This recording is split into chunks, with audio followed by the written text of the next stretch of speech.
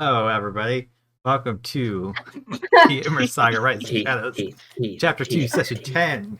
That just keeps getting longer. Well, Sean, you're like, I don't know if it's my connection or your connection, but you keep freezing on me, and it's in the best spots. The best spots. Sorry, I can show you a little more of what we've got going on over here. I'm in my flannel pajamas because it's late and I'm tired. We're going to get demonetized for that show. Yeah, I was going to say, you can't show that on Twitch unless you're in a hot tub. And then it's probably fine. It's a male-presenting nipple. What's wrong? My nipples were assigned male at birth. I can be on TV. To respond to that with belly? If you say belly to that, is that insulting?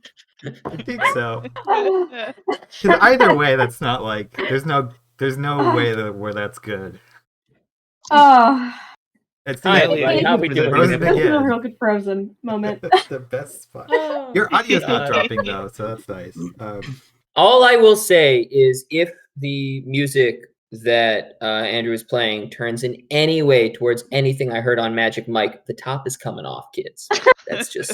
I will endeavor not to have anything that can be played in the male strip club. Crazy train. Outputting to Sean. Okay. This is a weird. Oh, you're all frozen for me. So we're starting late today, okay. Because of reasons certain players couldn't make it to the normal start time. So we're gonna do a half session, wrap up the battle, and then see where we're at there. So we are still in a combat, and it is still going. I have added. I forget. Last time I wasn't showing the map like most. What the fuck are you eating? So I've added kind of roughly where the different elements of your crew are. There's some people on your ship fighting against borders, a lot more people on their ship, which you guys had sent borders to. So we've got the kind of two different elements of your crew represented by these tokens. The Suthana's guards right here. These are some of the more hardened pirates. These are the press-ganged people. And these are some of the pirates that boarded your ship. So those are kind of 6 groups that have been battling each other. These guys are almost dead. There's like a lot of them are down or dying. They started out bigger, but the Suthana's Guard have been doing work on them. As I said in the chat, the commoners. The press gang sailors are most of them are alive. A lot of them started to surrender like once the 3rd and 4th of the Blackened Skies officers started to go down. So these guys have kind of been still doing battle, but also like trying to corral these guys and take them captive / protect them a little bit. Now that they've given up. These guys have been fighting against kind of the people on your ship. They've been somewhat even. They've been starting to get pushed back towards the other ship, and that's kind of where those people are at. So I'm going to add all of these people to the record as well. Your guys's, so the officers of the Veiled Dawn are in there for the sake of the combat. They're part of the reason why you guys have been doing better, but I'm not going to individualize them in this particular instance. But they're in there, and they're helping out. That would be, Lila, Morgan, etc. Yeah. Okay, so gonna roll their initiatives real quick. They won't go until after we get back up to the top.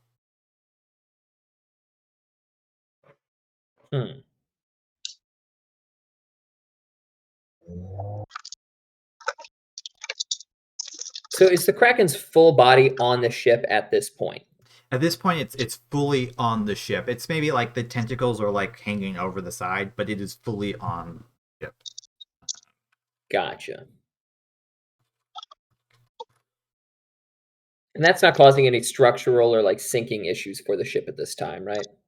I mean, it's heavy, but like it's certainly probably doesn't weigh that much more than like all the cannons and other crap that you have on here. So probably sunk a little bit down, but it's not. It's a big ship, so you're not really at risk of. It might help you drown faster if the ship were on taking out water, but at the moment it's not that. Okay. So I'm just fixing.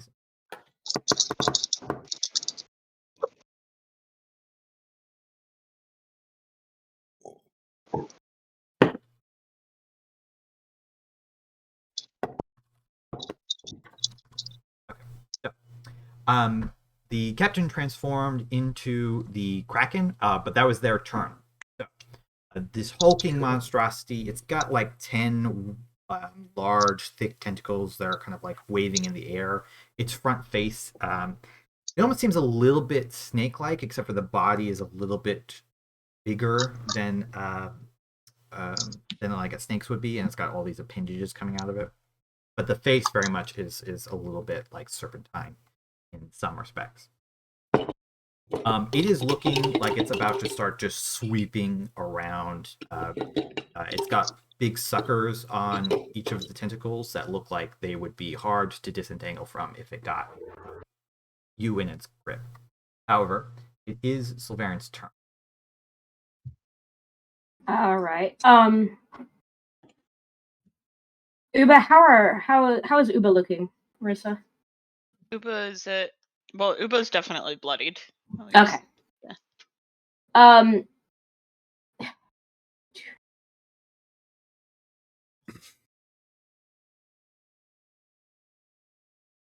So I kind of let me see how to deliver this in character. Andrew, above board, I want to be able to perform a help action because presumably Alveron or Will are going to try to like rally allies. I'm guessing here. But I don't have proficiencies in like anything for that except for maybe like insight. Mechanically, if I wanted to do a help action for something like that, is for whatever actions they plan to take, if they plan to take things like that. Because like I could see him like Right. taking a look at the the various crews and providing a little bit of support, but he's not making those persuasion checks himself. He's not one of the captains on the ship, and there are plenty of them. I will forward it to you to think of a way to help him out, but I'm not going to just say you can do it because you don't have a appropriate. If you have persuasion and you said I want to help persuade, that would be one thing, but I can't think of something they would be doing to help a persuasion check of that kind. So if there's something you can think of, then I'm probably going to say Sulveran can't think of it. Yeah, because I mean, like, what I would think of myself is either like insider nature, suggesting to the crew that, or like noticing first off for insight, maybe noticing the enemy crew, what they're looking at, seeing if they look like they could be persuaded, and then suggesting to the others. But I don't know that would help on a persuasion check, like suggesting to Will, hey, that one looks amenable to our cause. Sure. But I'll let you make a persuasion check. It won't cost anything to do this. All right. Yeah. So, but that would be like a persuasion where I'm talking to them, or is that like a persuasion when I'm talking to like Will or Alveron? No, sorry. This is an insight check. Okay, sorry. If that is what you are kind of. That is what I wanted to do. What the reaction of. Okay, cool. Then in that case, yes, Sulveran is looking around and seeing if there's anybody that he can. Oh, I thought linger on that one before it switched to the 19. So as you kind of glance around looking at everybody on the two ships, your guys look like they're a little bit scared at the moment, but they're not like, they're not breaking or anything like that. You think they probably won't help you with the Kraken unless they know the other guys aren't going to start stabbing them in the back, which, everybody's paused at this moment and is kind of like looking at this happening. But you're sensing them kind of start to turn like back to one another to see what the other people are doing. There's a lot of hesitation over there. The press gang sailors look like they want to just get the fuck out of here. They look like they're scared. They're kind of like trying to back away, although there's not really anywhere to go without like jumping off the ship, is not really what they want to do. You think that they're probably not going to want to help, not because they don't want to help, but because they don't want to get near this fucking thing. More than like Fair. it would take, you would have to like prop up their bravery somehow to get them to join in and fight with you guys. Your guys' crew, they look like they're getting ready to jump back over. Like, they don't really care about these Prexgang sailors. They seem like they're going to run away, so you don't have to worry about them. The Suthana's men are kind of in a similar spot to the first group, where they've mostly beaten back their guys, but they don't want to turn around and like suddenly have these guys at their backs. So it seems like the crux of the issue is what the Blackened Skies crew does. You don't really have to do very much to convince your own crew in this situation. But if you can't convince the Blackened Skies crew, they might not be able to come to your help right away, your own crew. So if you were to say something to Alveron or Will, it would probably be like direct your attention at the Blackened Skies, because they're the ones that you need to win over here. All right. So in that case, with that level of insight, and I know that check was free, but is there any way that I can turn something from that into, like, would that be the help action if I called out to them? Would I be able to provide them any benefits on their persuasion check? Like giving that insight, is that gonna, or is there something else that I need to do? Like if I give up a turn or a bonus action, could I?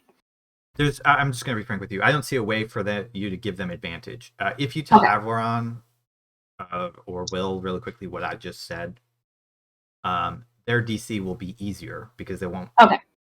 They'll be able to focus their efforts a little bit. Yeah. Depending on what Sean says, obviously. Alveron. If he just says something completely different, then maybe it won't affect the thing. Yeah, and I don't want to pigeonhole them. Right. So in that case, Sulveran is going to, as he is, and I can still take my attack action as I do that. Then you can still do your stuff. Okay. All right. So I'm dumping a 2nd level Cure Wounds into you, Uba, because unfortunately I have nothing of any higher level. Uba will still appreciate it regardless. Yeah, he just reaches over and kind of like grabs Uba like gently by the scruff of the neck almost, and just like, well, this one will have interesting poison. And to the others, he's going to call out, perhaps it's time for allies from former enemies, and he indicates the ones that he saw that looked like the most ready to flee. And yeah, still don't have spiritual weapon now. So did the cure wounds go through? Do y'all see it? Yeah, 10. Yeah, you have the reverse healing luck from last week. Yeah, I can only hope for so much.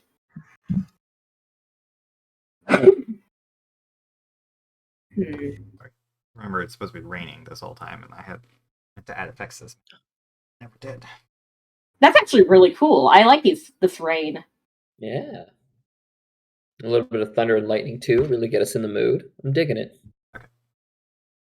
So you just turn, touch wounded Uba to kind of bolster them. They're still bloodied, but they're looking a little bit healthier than ever. Coming back up to the top will be Medea's turn. Medea, your foe has just fallen, but a new one has appeared. I think it's one of those situations where I'd love to get super creative in combat, but it's probably best, and I think Medea knows it's best, to just try and draw this thing's attention by beating the shit out of it for a little bit. Choose bonk. Yeah, sometimes your best option is just the easiest one. I'm going to attack this thing 3 times. All right. Okay. Also gonna hit. that's also gonna hit. Right. And then I believe I wouldn't have any bonus damage from anywhere, so that is it. All right. Medea just a few times. There's not much. Bonk, bonk, bonk. The massive Do all of those hit? tentacles- Yes, they all hit. The massive tentacles kind of like writhes, and it looks like it's about to start moving forward when Medea steps up, stabbing and trying to like whack it. The skin is like slightly rubbery, and it certainly could turn aside a blade, but your practiced experience with your spear, you stab down into it, and it does take some wounds. However, this is a big creature. It seems to have it can take quite a bit of damage. Mhm. On that note, it's going to use at the end of. Sorry, are you done? Yeah, I'm done. Okay. At the end of its turn, it's going to use a legendary action to try to tentacle you. All right. Legendary I'm declaring- actions, you son of a bitch. I'm It would be declaring a moratorium right now on the phrase tentacle being used as a verb. Probably This a is good not call. that kind of a game. Ooh woo. You say ooh woo again, I'm braining myself live on stream.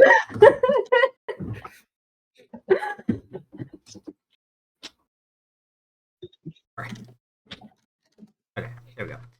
Playing that tentacle attack. But Yes. it misses you. It is unable to get its grasp around you as you kind of batter it back as best you can with your shield. Mhm. That's going to be legendary action. So then we're down to Alveron. Okay. I am going to climb up into the rigging Mhm. here just so I can get a little more height on myself and so that the other sailors, especially of the Blackened Sky, can see me. And I will launch in and just go, Captain Orthoran is dead. His lieutenants have followed him into the pits of the sea. The creature you see before you is a common enemy. I promise you that you shall have mercy when we bring the Blackened Skies to port. You will have mercy when we come home to port. But the only way any of us survive is if we kill this demon together. Rally your swords, cross aboard, and fight for your lives as sailors, not as slaves. Go ahead and make a persuasion check. Okay. Let me just make sure of something. No, I only have advantage with the Elcar, I'm pretty sure. But Yes, which would unfortunately not apply to the Blackened Skies. not affect a goddamn thing. There are very, very few amidst them. Okay. You look about. Some of the your guys immediately like didn't really cheer or anything, but they begin to move into action, breaking from their previous like shock and reverie, and are beginning to move towards the Kraken. The crew of the Blackened Skies, which is on your ship, also seems to understand the change of circumstances and begins to move to attack the Kraken. One of them pulls out an arrow and shoots at it, kind of thing. So it's obvious that they're going to help. Okay. The more kind of core sailors over here, they look like they're probably going to get upset. They were not, you gave a good speech, but they feel like you're distracted. And if you're gonna, go do that, they're just gonna get out of here and swim back to shore if they have to. The press gang sailors, however, scared as they are, do seem rallied by this speech and begin to get up. Your sailors begin to hand them back some of their weapons, which had been started to be thrown on the floor. And they all begin to move over. So you've convinced basically everybody but the one, which, to be fair, was Was mostly that dead. one group the Sultana's guards? They were fighting Did I the understand? Sultana's guards. Oh, okay. So they were just a gang of sailors. Yeah, so these are the That had been- guards right here. These are the pirates that they've been fighting. Copy that. Okay. I was gonna say, No, did no, the the Sultan's Sultan's guards guards are just not- commit a Not mutiny? breaking and running. Because No, it's just the core pirates, probably the worst amongst them, except for the officers. right. They didn't buy into Fucking the speech, officers. unfortunately. Shitbags, a lot of them. But you got everybody else. Okay. You just do that. So you still take your action if you would like to. It did take some movement to get up into the rigging, but you can throw yourself Okay. down if you want. Movement wise, do I probably have enough to get in and then disengage with the Kraken, especially with its size? If you use a bonus action to dash. Okay, just yeah, because sure. you And have to did get my at hex least- transfer from the captain to the Kraken? Yes. Oh, that's a good point. I can't remember if Uba had Hunter's Mark up, but that would have transferred over as well. Yeah. I thought so. Yeah. Okay. All right, then I will one. Okay, let's see if I can stab this son of a bitch. No, I don't want a lightning lure, and I've already used a booming blade. That should be a crit, actually. Woohoo! That's the Yeah, first that is a time that crit. Alveron has quit. Oh my god! This is a good moment for it to have happened too. It's a 1 in 10 Definitely. chance, by the way. Yeah, it's good odds. Definitely do a sneak attack on that. Yeah, do so I sneak need- attack so and I- hex both double. Ooh yeah. Do I need to roll sneak attack twice then, or will it figure itself out? You would need to roll it twice if you want to have the I output don't know. properly. Okay. Oh, jeez. Yeah. Having fun here. And then hex twice. Do not consume a spell slot. Do not consume a spell slot. Well, hex was fun on that. All right. Right. 8. That's going to be 49 points of damage. Not bad, folks. And then Alveron will duck out of the way, All right. stepping back into the rigging there. You move in, like kind of hopping down from where you were standing, going in, weaving amidst all these tentacles, and just like stab it straight in the abdomen where you imagine a heart would probably be. And you are rewarded both with slick green, almost more ichor than blood, coating your blade and your arm, as the creature lets out ear-piercing to the whole ship. I know that was pretty terrible, but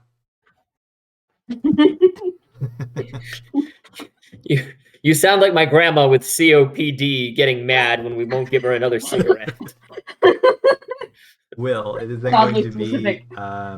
actually at the end of Alveron's turn, the Kraken's going to use another edge action against Sulveran. Same thing, trying to tentacle you up. Don't tentacle me up. Oh yeah, Ooh. he tentacles me up. Okay, you take 15 points of damage, and you are grappled. Tentacle. The tentacle sweeps you up and is like kind of holding onto your body, starting to squeeze very slowly. Oh, You very have to looks make very a concentration check for Yes, Spirit Guardians, for right? Spirit Guardians. Is it flat or is it saving throw? Saving throw. The same. Yeah, for DC some is reason my 10. brain was just not. Yeah. You're good. Funk yeah. He looks very displeased, but so do his little spirit guardians. Then it is Will's turn. I rolled a 19 for the Arcana check about this Kraken. Does that also... Do I know anything about things that it's, like, resistant to? Damage types? I think I mentioned it. Maybe I forgot. It is immune to lightning, and you assume damage from non-magical weapons. or sorry, resistant to damage from non-magical. Cheat. I think Will was like preparing to try and convince the bad sailors of something else, and seeing Alveron do it is like, that's like a hat on a hat. I guess I will use my action to pull the storm down, doing cold damage as a giant hailstone just hits the Kraken. I'll click it because it's a fair way back. But I don't want to do either of these things. Cast spell. So this one's doing cold damage, and it's going to show up at some point. Who knows? I'm pretty sure it's a dexterity save. My rolls haven't turned around, and I remain doing garbage damage. Kind of like the idea Not of like a very dexterous. Midwest wizard who like, oh yeah, see, we've got up in a hailstorm for your ass. Minnesotan wizards. Okay. Yeah, its hulking mass like can't move that quickly, and the hail just thumps into it. But given its large size, it has limited impact. So it does seem to. How far away is the crow's nest on the Blackened Sky? On the Blackened Sky? Yeah.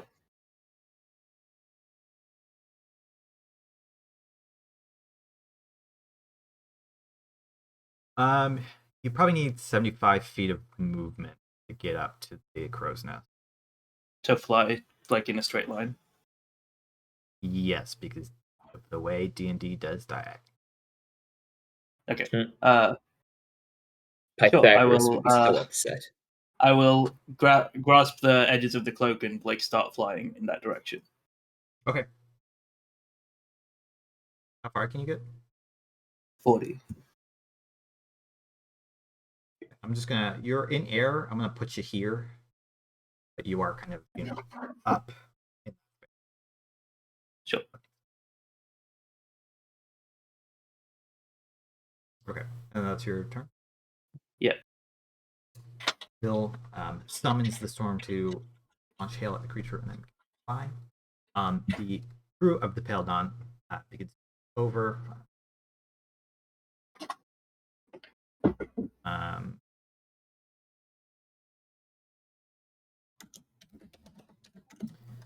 But they really don't have melee weapons. Andrew, is the Yes. Kraken missing from the turn counter for a reason? It is. Yeah, I had actually dropped something on it. Gotcha.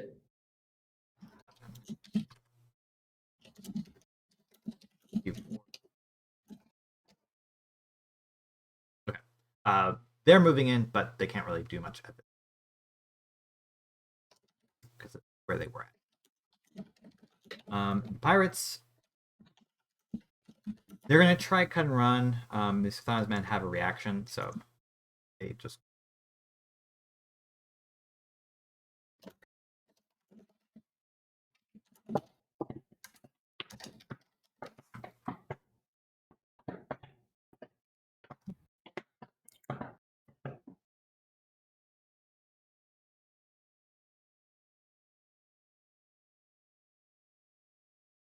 Okay. They slash back, but they're kind of ignoring these people as they are functionally. What? I wasn't here for the first half of last session. How far away from a coast are we? That they just chose to all You're jump off pretty the ship? far away. You're certainly within swimming distance, but it's going to take them some time. Like, how deep is the water out here? That's pretty deep. This could be a very fatal mistake. That's one of my favorite decisions for a group of NPCs to ever make. It's like, we could just stand here, but no, let's just jump into this deep water. A second Kraken appears and just eats them. Yeah. I mean, for them, it's like death or death. So Amazing that they would choose fucking drowning over, well. they're good swimmers. Being eaten by a Kraken. I think Andrew's decided they're going to make it. So Yeah. It's not them choosing death. They're like, Not if as we a don't group, catch them first. they're all Olympic swimmers. They I'm might gonna start not. throwing hailstones at them. Uba, it is then your turn. Okay, cool. I think Uba's just gonna keep on doing what they've been doing. So, Emerald Dagger again. Right. Ugh. That's gonna miss. Ugh. That's also gonna miss. Okay. Let me at least Damn. do the. You I'll kind try of, the Dragon's Breath. stab down at the creature, but your dagger is like getting turned aside by the rubbery slickness of it. Gross. Okay. Let's see if this works.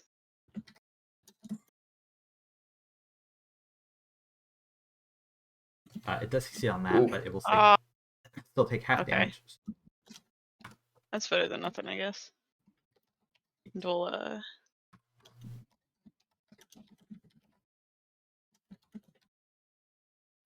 I will also have Kojin try and bite it, which might be the only thing that hits. It does indeed. That is fucking hysterical. Kojin leaps up and sinks into the tentacle that's holding up Sulveran, but it does not.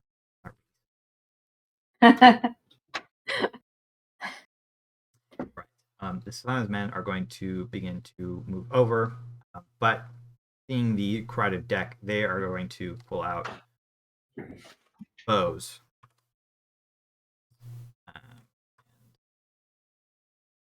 Delightful.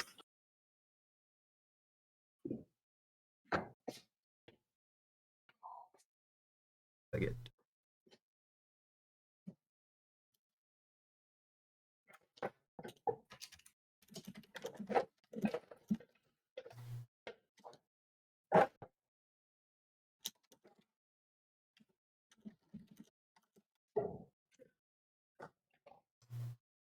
managed to hit once. A bunch of arrows fly out.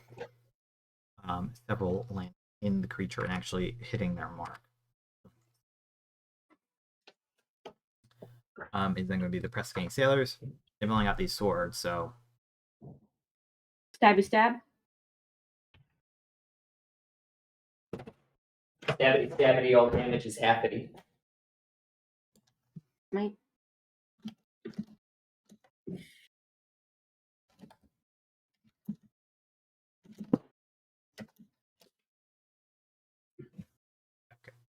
they can get to here using all of their movement and begin to start to swipe at it, but unfortunately they don't get there in time to make attacks. The Kraken is going to refreshes.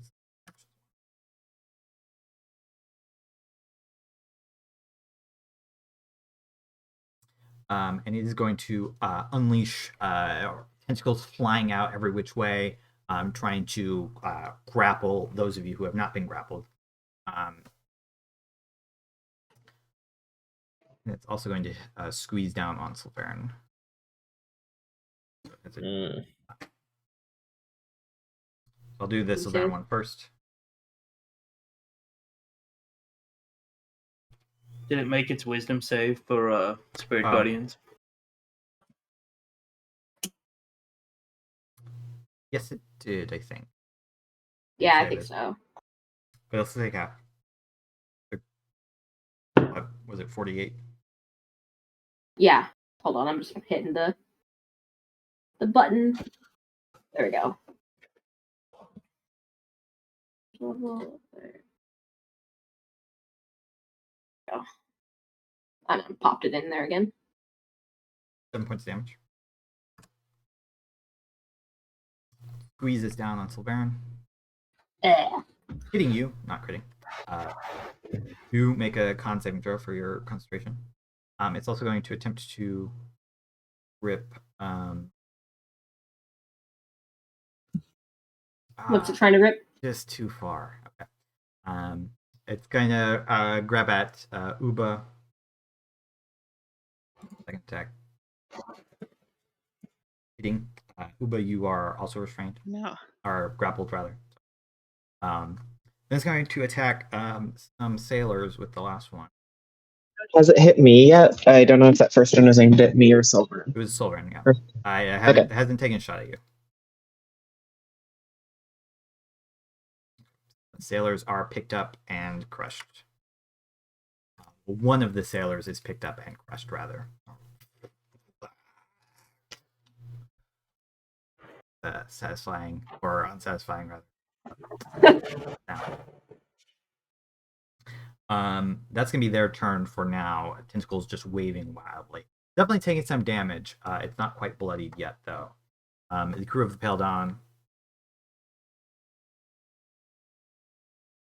up in there.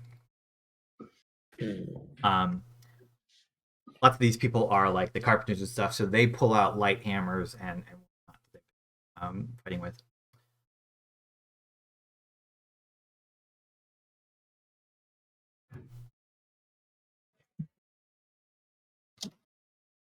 Team hitting.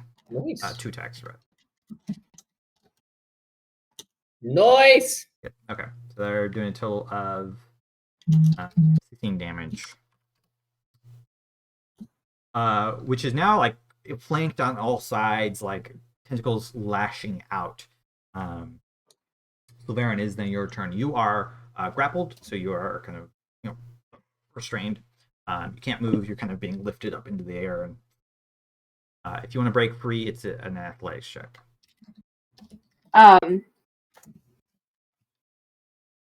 And is that my action? That would be an action to try to break free. Yeah. You can still do stuff. Okay, so my arms aren't pinned. Can I do somatic? Like, can I still can't. do the somatic component spells? Yep. Okay. According to the rules. Okay. Then, in that case,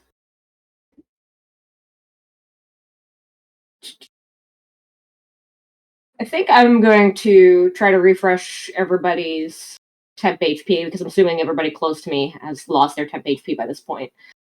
So he's still grappled, but this like second like little bulb of twilight. Oh fuck! Every time. It's still 9. Did Yes, but still. does that use Channel Divinity? Yeah, and I have 2 slots at this level. Because I didn't use it last time for the spell Right, casting, you remember? chose not to use it this spell. Okay. Yeah, because I can only get 7 level. So everybody Yeah. gets 9? Yeah. And he is gonna just, include the crew of the crews that he can see, up to 10. Okay. 10 people. Okay. I'll say you can get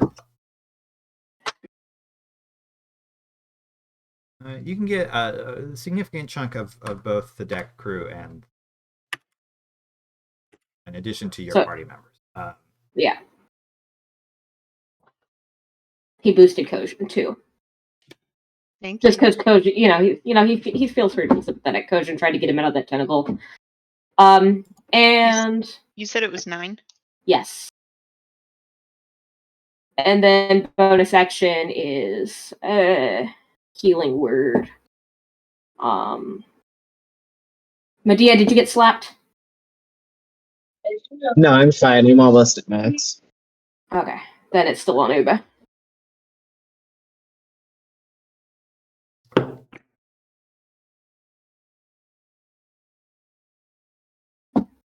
Good. Uba, you heal 7 HP. Sulveran, being kind of flung in the air, is casting spells, healing.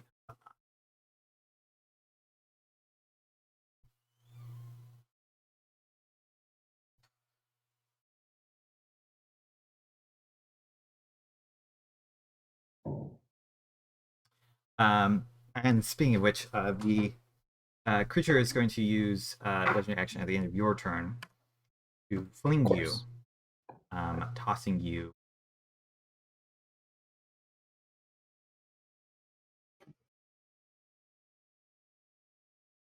Didn't Tossing you after all. at Alveron.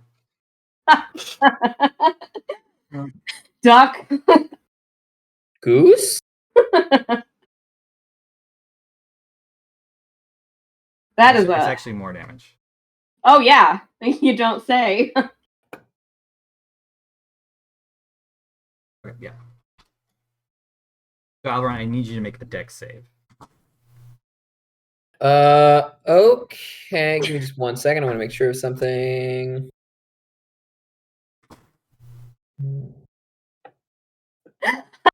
Spirit Guardians remains up. Fucking hysterical. Dex save incoming. Oh! Unexpectedly, Sulveran. I will still barge- only take half damage Correct. because of evasion. But you are knocked prone. Factor in life. So you kind of suddenly see as the tentacle like pulls itself back and then just chucks this Gathite in full chainmail directly at you. You kind of are thudded into Sulveran. You also take this damage. You're kind of both thrown against the door leading into the ship and are knocked prone.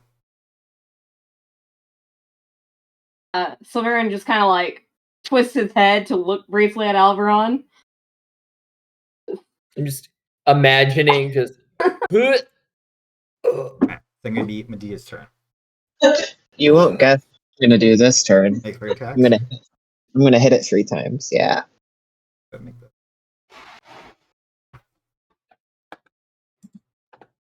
Yeah.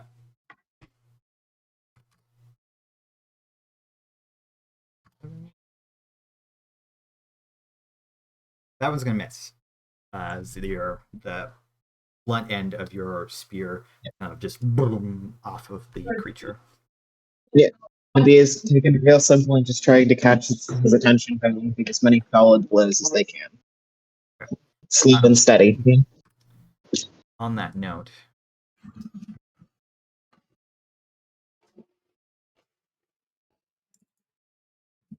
it's going to use 2 legendary actions to summon lightning bolts.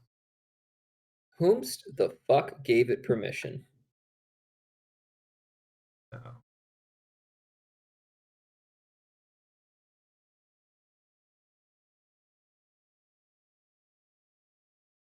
Work.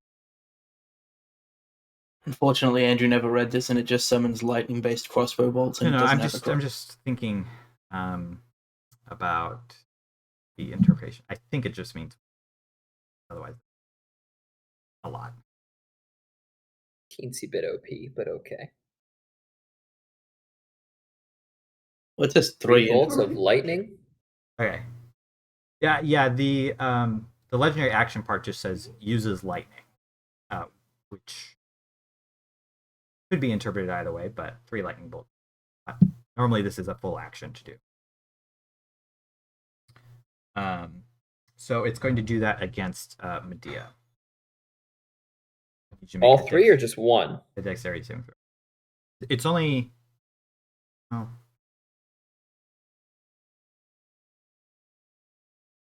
Uses lightning. How do I interpret it? Is it using lightning or lightning storm? Like that's the relevant thing, right? Yeah, it just says uses lightning. I think. Let me check the actual book because maybe this is a shortened version. And that is about. I assume the 23 makes it. Yeah, you'll still take it. Ooh. Maybe it is. Sulveran's temp HP prevents it from doing any damage, actually. Well, it does damage. You just take Yeah. No. That's more flavorized. I like to imagine last as the Twilight barrier breaks. It doesn't actually get through. I do like that. Oh, okay. There it is. Twilight. In the book, it does say the Kraken uses lightning storm. So that's just a foundry. So we'll do 3. In that case, it's also going to do 1 against Uba and 1 against Alveron. So I need Pretty you sure that's to a hate both crime. make saves as well. And I'll roll the damage again. Uh-oh. This one's Again. for Uba. Uh-oh, Only we're getting a half, shit One rocked. still. for How the fuck is it that Dex is my best shit? those are kind of Alright, so rolls. 7. Okay. So is it rounded up or down? Run it down. Always run it down. Okay.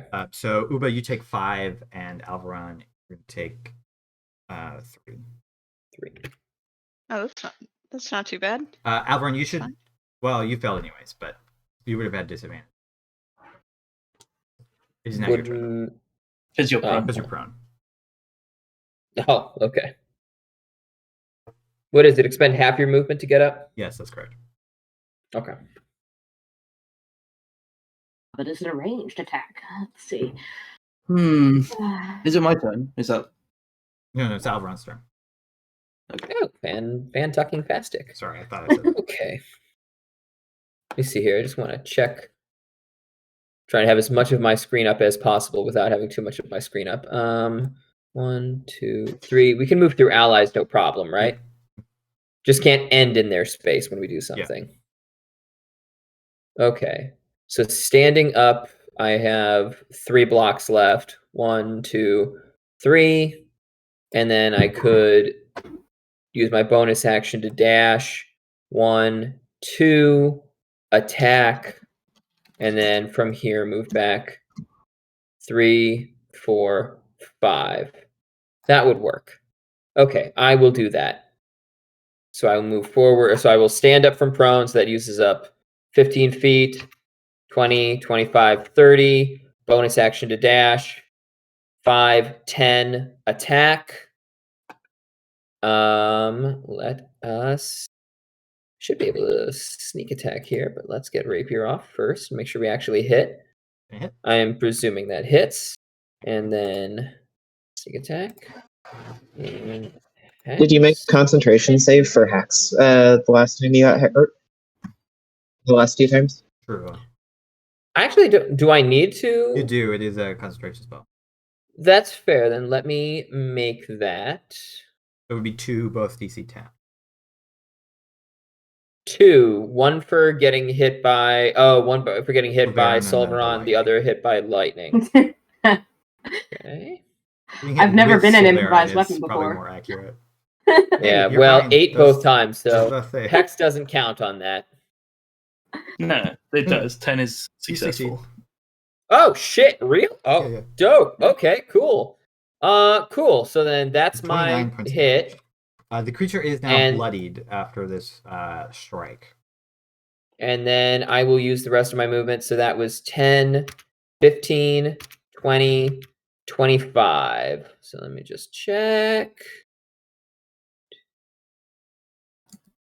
I will move 1 more for 30. Okay.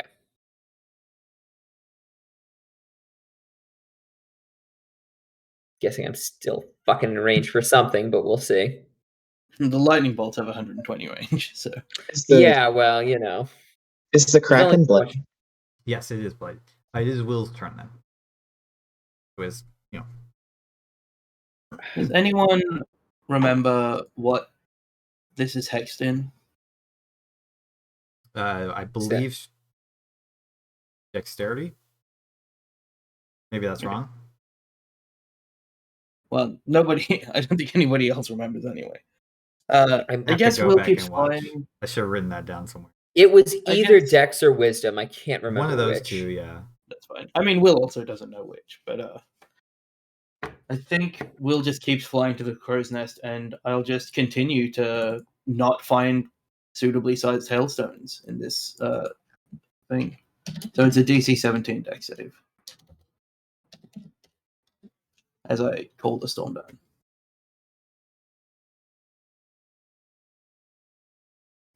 It fits. Imagine a world where I rolled average on this 3d10 roll, as opposed to 11, 9, and 11. D10. A whole 11 9/11s. Will Too moves, soon? finishes moving to the crow's next, and then summons another, or calls forth another hailstone, which hits the creature in the head. I'm leisurely looking through my different scrolls. I mean, like, well, this one's not great. This one probably won't work. And The then my turn. crew of the Paladin is going to make 2 longsword attacks. Hitting. And missing. That's why it says.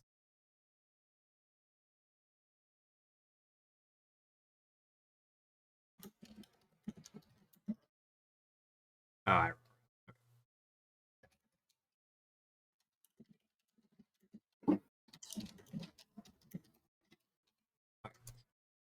takes 8 points of damage. It's definitely bleeding. Like this greenish ichor is like leaking down onto the deck. Sulveran, you're kind of covered in it from when you were like picked up and taped about. Same thing, Medea, you're like coated with it as well. Alveron's got it all up his own. It is, however, Uba's turn. Alveron's got a perfect impression of Sulveran, just like in Ichor. It's like Sulveran's butt cheeks are just like permanently impressed onto Alveron's eyes. They're so firm. They're so firm. Oh, Uba's gonna do the same thing that they've been doing with the Emerald Dagger. And That if- was a hit. Okay, so on this first one too, Kojin is gonna offer their reaction to give some extra thunder damage. Did that work? No, it didn't. No, but you can click where it says D6 and Okay. Aha. Woot, Okay. So then once that happens, it was gonna use their bonus action, which is the dragon's breath. don't forget Colossus Slayer and Oh yeah, I guess I should do that one first. So Hunter's Mark, 2d6, Colossus Slayer is a d8. Does this count as a fiend? No, Okay. that would be very funny. Just want to check. Okay, and then okay, and that's all that we need. Dragon's Breath. why is it 2d6? Oh, I'm sorry, it should have been 1. Okay, I'll use the 6. Yeah. 20. Hooray. Nice. I like when I can actually hit things. Good D6. Very exciting. It does save. It's a wonderful feeling, Takes Marisa. half damage. I'll take half damage. Uba's thunder breath once again like, waves, washes over the creature. It's flesh bubbling, kind of being broken down as you stab it, and Kojin bites into it. Or, well, will bite into it. Hopefully.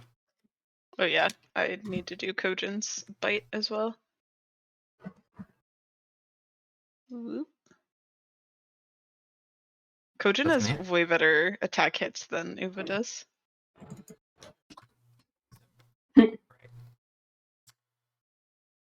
Man, who are going to keep firing.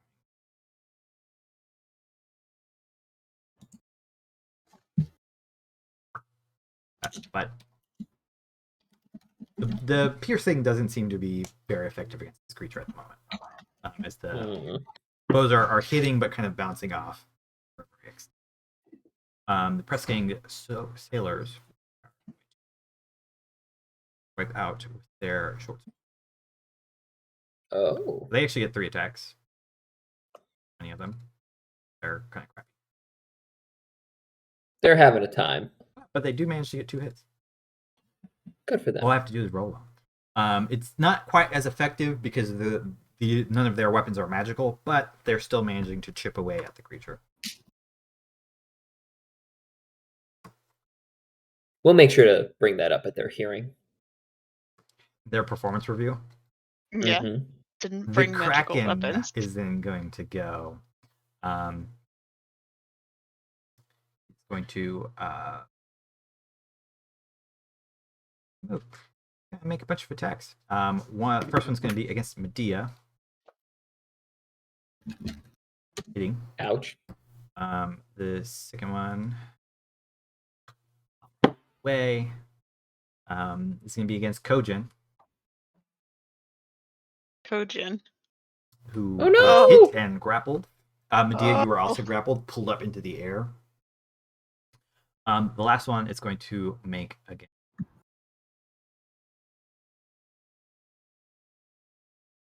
Temp HP, right, Marisa?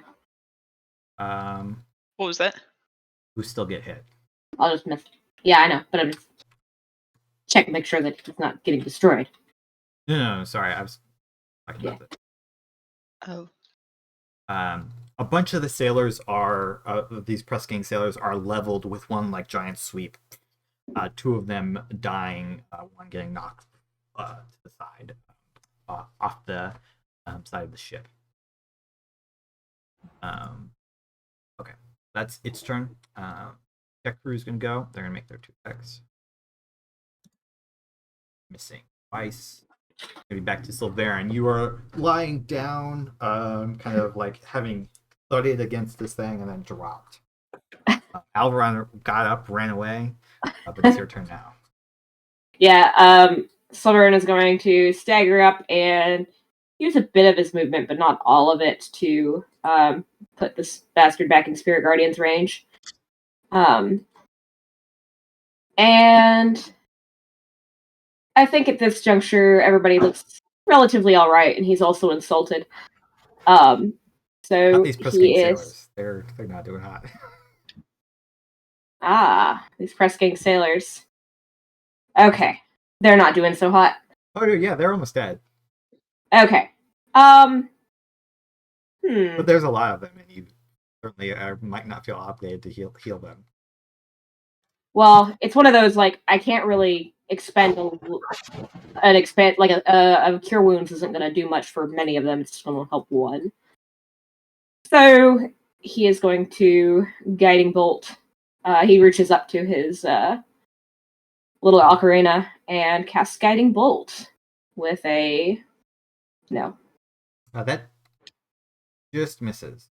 Yep. Oh, son of a bitch. Just barely glinting off of the side of the creature. You don't have bardic inspiration left. What with your never having done I any? don't think you've used it. I can't remember. You don't really do attacks, so. Yeah, you using it. used it. Okay. You're right. I haven't. Okay. So in that Oh, case, definitely. It's a D6. So think. I'm gonna cutting words this attack afterwards. I think you're the Yes, only of one who course. hasn't used Okay, then I will take y'all at your words, because I thought I had. I couldn't remember you using it, and I can't remember Did how to do it. Boom! it. All right. Well, I get an 8 when I don't need an 8. That's what happens. Thinking of Will's inspiration before the battle, your guiding bolt looks like it's going to miss the target, but instead veers right into the creature's eye. It's better. Hitting it for 20 points of radiant, and also Nice. illuminating it for the next attack roll. As you do this, however, looking quite frustrated and angry with you, I'm going to attack you. Hitting, I think. Yeah. Just barely hitting you. Really? Lifting you back up with these long do make a con. Oh. Oh, and Ouch. Guardians. Still enough. 5 hours later. Oh no, you're good. Sorry. Close, I but saw the 5 and I was like, oh, it's a failure. But I forgot yeah, you have but good then I con. forgot I took Resilient. That's right. Okay. It's then going to be Medea's turn. I'm gonna get so creative. I'm gonna hit it 3 more times. The Excellent. first one has advantage. Yeah. But it will actually be normal because you are grappled. Grappling doesn't inflict disadvantage. You're considered restrained. Grappling does. Oh, I am? Yeah. Oh, so I said that the restrained, not tentacles grapple. grapple you and you are considered restrained. I'll Yeah, add okay. it. I'm actually gonna use Damn, who my. taught this Kraken Shibari? So we mentioned that Sulveran had used the one feature to convert their channel divinity into a spell slot. Paladins also have that. Is that fine? Sure. Okay, I'm gonna turn that into a 2nd level slot. That does take an action, I think, though, doesn't it? Bonus action. bonus. Yeah. And then for my action, I'm just going to take the first attack normally and the second one at disadvantage.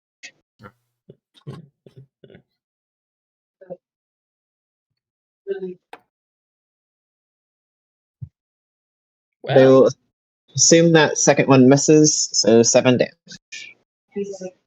Alright, and then that is my turn.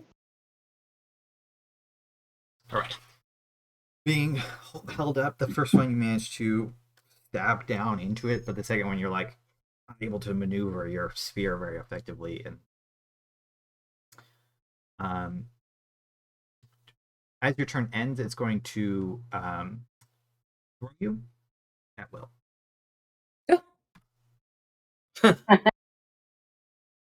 Midair. I'm in the crow's nest now. Like a attack I'm roll? gonna say it's 40 feet. What? Would that be Hey. like a attack roll? No, it just does it. No, it's got a feature. Oh, okay.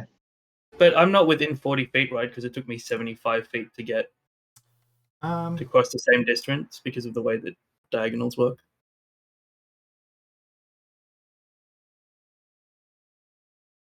I was thinking you were exactly 40 feet, but not. 40 feet. Like, I should zoom in so I can actually read this. I was 35 you're feet right. from where I was, You would be too and far. that was higher up. Because Sorry, I was thinking you were moved closer to it, but you kind of haven't moved. No, if I was Close. closer, I would have cutting words the thing that hits Alveron. It will. That's makes sense. That's fine. It will instead throw it at Alveron again. Oh, sorry. Farthest Well, I didn't want to fall off the crow's nest. within that. No, it's only 5 damage, but do make that dex save. Yep. Medea, you also take 5 damage. As you run across. I thought. Okay. Okay, so just nimbly sidestep all of Alveron just Medea's. moves out of the way. Medea hits against the side of the thing and it's not prone. You're getting too effective at dodging the companions that are thrown at you. You were prepared this time. You saw it coming. It is then going to be your turn, Alveron. Alveron's once you've caught Sulveran's ass directly to your face once, you learn to duck and weave as is required. Dip, duck, dive, dodge. Good training grounds. That's not a good. I'm gonna leave that. That can stay in the shadow realm. All right. I will then. Let me see here. 1, 2, 3, 4. All right. 20 feet. Let's make that attack Zaddy. It's going to hit. All right, and I still have Hex. Yeah. If it definitely, would. completely.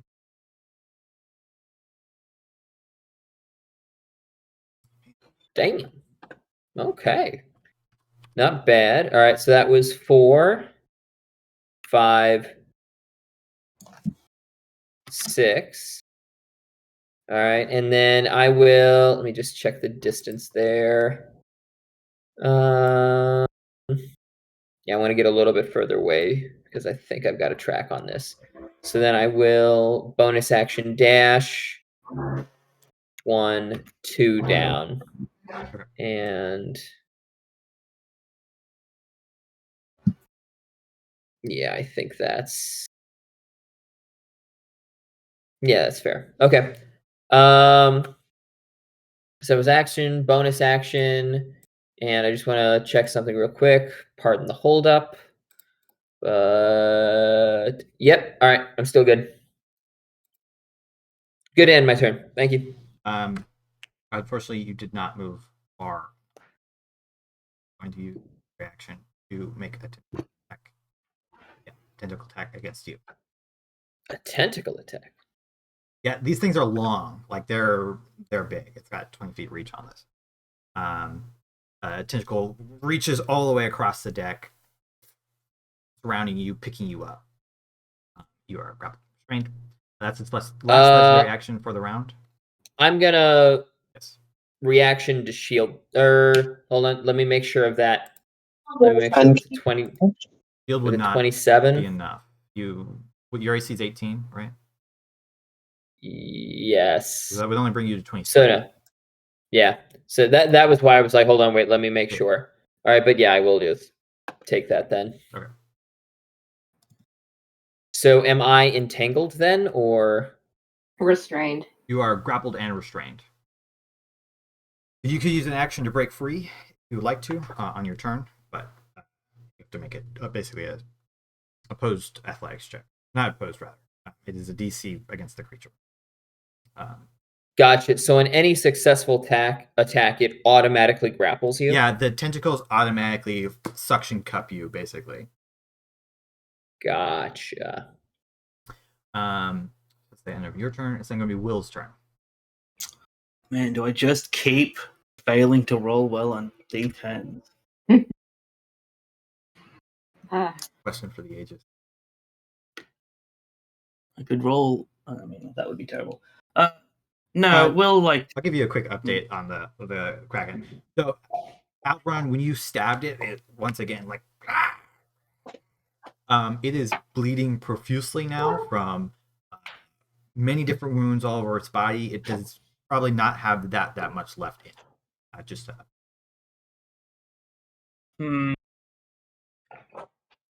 And how are people looking in terms of nearly being dead? Particularly Sulveran.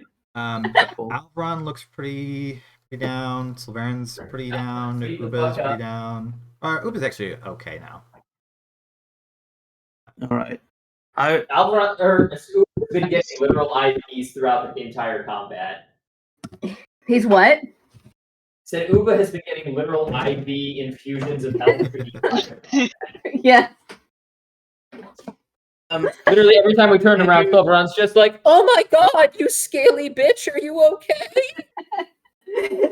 It's very true. Yes, Jack. Andrew, how far away is Sulveran from Will? From you, we'll just establish this now. You are 50 feet away from this point. So okay, so you are Sulveran 50 feet away from Sulveran. Great. Will kind of in a very rare moment of like the way that her brain functions, she's like externalizing all of the decisions she's making, and with one hand she's going through the motions to beckon the storm, and then with the other she's like clicking her fingers to break her brain into like a tempo, and she starts to expand healing word to hit Sulveran, Alveron, and Medea, because I can hit 3 people, and that's the only spell slot I have for it. Yeah. Sounded like Uber was fine with all those cure wounds. Bless you. Uba's fine. The 3 of you all heal 8. As you feel that like the warmth of the song like invigorate you slightly, hopefully massive hailstone slams into this Kraken. That's not correct. Come on. Like, this is going to do 4 damage. I've already foreseen it. No, that's a good one. 4. It's a Nice. That's a dex save, yeah. Save advantage. Yeah, but it does save, so Let's save that time. Okay. A big hailstone starts, and then it just like breaks up on the way down, and by the time it hits it, it's like not as good. It's like heading for the head, but it moves out just in time and only catches half of it. How's the Kraken looking now? It wasn't super significantly changed by the 11, but it is still nearing death. It is closer to death than it was 6 seconds ago. The Paladin crew are going to make their 2 attacks. Missing. no, they're not. They're kind of like, they're having trouble like hitting this creature. Like their weapons are not magical. So it's like they're having trouble just piercing into this damage resistant hide of the creature. It is then going to be Uba's turn. So I think I goofed earlier and should have rolled at disadvantage because is Uba grappled right now or no? Kojin is grappled. Oh, okay. I thought Uba was. Uba- If that's the case, then never mind. I've been forgetting to put Marcus on. I don't believe Uba is grappled. Okay, if that's the case, then never mind. But Yeah, Uba is gonna do the dagger attack again. Maybe you are and I forgot, but I'm gonna say you're not. Okay. Ooh. And I think can Kojin still use a reaction even though she's Yes. grappled? Mhm. Okay. So one of these is going to have Kojin's Draconic Essence. And then also I'll add like Colossus Slayer and that stuff. Nice. Kojin's doing so good. If Kojin was Kojin not is being like the held up heavy by hitter of the party. if Kojin was not being held up by a tentacle, Uba would probably give them some pats, but okay, here's Colossus Slayer and Hunter's Mark. This time will be 2d6.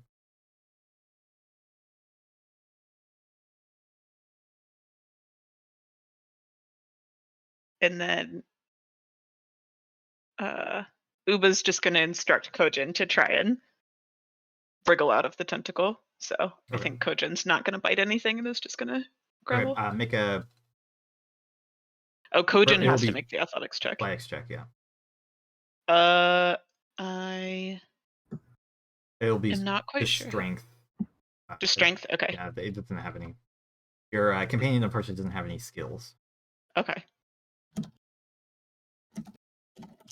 But that is just enough. It like tries to nibble down, and you see Kojin's like arms like push out till it is able to wriggle out of the way and jump, hopping down onto the deck of the ship. Okay, now Uba gives Kojin scritches. Here we go. This has men. Sorry. So when you stab down it twice, you actually cut through one of the tentacles, which is now flopping on the deck, arriving next to you. The Size men are going to keep their longbows hitting.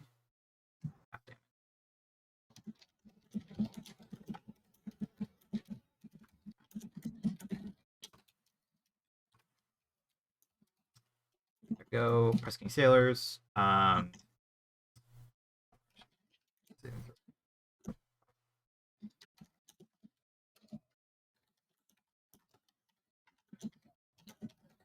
No, they keep fighting.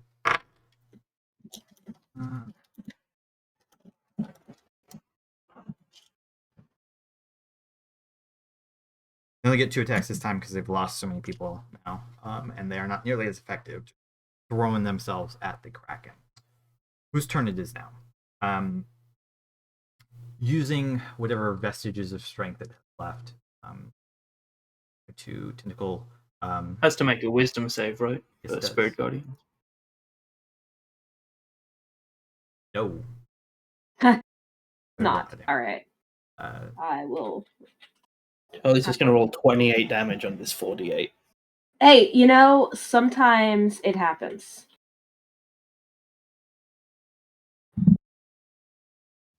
This is not one of those times. Boom. The Gathite spiritual warriors, undeterred throughout this entire battle, continue to throw themselves at the Kraken, beating themselves against it, hitting it, trying to break it down. Through this, the Kraken is going to make a Tentacle Attack first against Uba, then against Sulveran, then against Uba. Making tentacle attacks, I'm restrained. Am I not part of that, or? It could attack you. It is choosing not to. Sure. Copy. So that's not looking so good for Uba. Uba, Is that 25? It is 25 points of damage. Uh-oh. Oh dear. This next one's against Sulveran.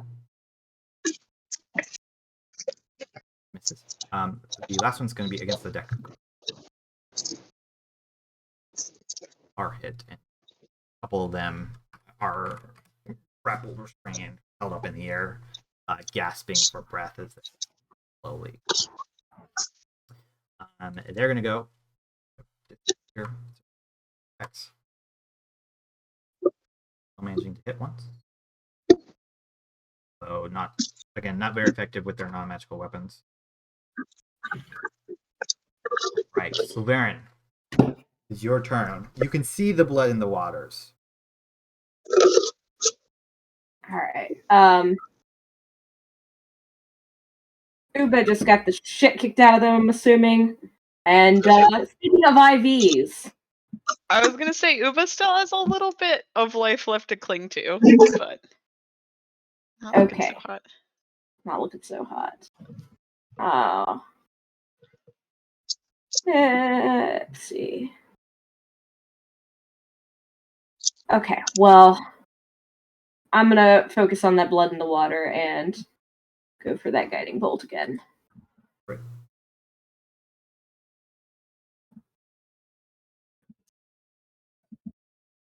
What if Ooh. Krakens blew up when they died? Nope. Fortunately, not Oh, quite gross. enough. Wouldn't that be a fucking bitch? The Into guiding smaller bolt, Kraken? There's just like 10 Krakens running around. you still have a bonus action. Movement. Yeah, but all of my bonus actions are spelly when I'm in this, and I just used a spell, so. And I like being here because Spirit Guardians, so. Okay.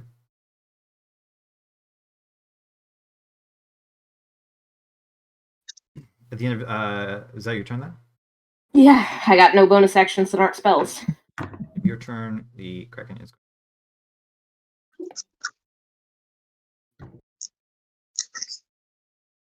Why not? Kraken's gonna throw Alveron into these pirates. Who I never added to the turn tracker. I just 10 pins. Totally forgot. Ooh. They go last anyways. They've been doing stuff ineffectually. They've been turning literally panic. picking up and shot putting cannonballs Yeah, that are just they're doing just like, nothing. We're working hard, sir. they would have done like at most 10 damage with their reduced and what they're doing. At the end of Sulveran's turn, it is going to fling Alveron at them. All right. Do I need to make a dex save at this point? No, you just take the damage, and it is going to be 30 this. Sorry, 40. Not 40. 4d6. Oh, shit. I was gonna say. Although, it's still pretty high. 18 points of damage. Okay. Just want to make sure. 18, not 40. And no save, no anything. Just take the damage. You just take that damage unless you are able to. That you stop being restrained. You are no longer restrained yet at this point. Okay. I mean, technically, fling requires something to be grappled, and restrained is not grappled. But... All right. I am What's down that? to 10. They're grappled and restrained by the tentacles. I've said this, I think, at least 3 times. Yes. They're both grappled and restrained. Yes, that's what very funny. the wording. I forget how to change the thing so it outputs to show you, but it is what the wording said.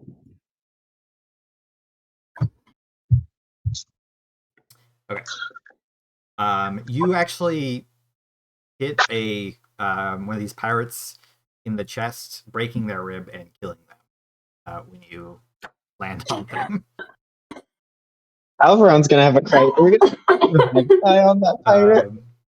Because you did a lot of damage to them when you crashed into this mass of people.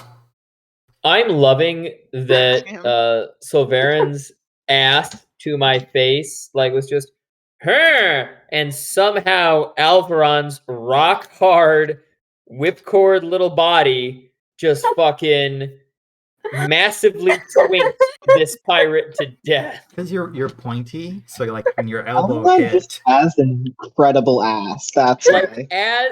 As my ass made contact with their body, I thought I should have done more squats. As my ass bones crushed them to death. Jesus Christ. They're gonna use their short bow to Monoplate has attempt an attack. dumpy. Oh, they crit actually. I wish I had a dump truck ass, Sarah. All right. That was his name on the Blackened Sky. Medea's going to stand up and infuse, essentially drop the spear, grab the Javelin of Lightning, and I'm going to use my last second level spell slot I got back from the Channel Divinity to cast Branding Smite on it. And I'm going to hurl this thing at it. Okay. Whiffing. Back. Whew. Over it. And I'm gonna move 15 feet towards this thing. And that is my turn. All right. Alveron. Okay. So there's just a dead pirate with my hip bones imprinted upon their chest behind me. Wait. Sorry, I could have thrown a second javelin. Is that Die. okay? Because it's irrelevant. Sure. I haven't gone yet. Yeah, is it okay, Andrew? That's fine. I just really okay. So this one would just be a normal javelin, but Does that hit? And Not magical though, right? No, but the damage from Branding Smite is. Sure. And Branding Smite doesn't have to be a melee attack, thankfully. It's 2d6 radiant damage. 6 damage.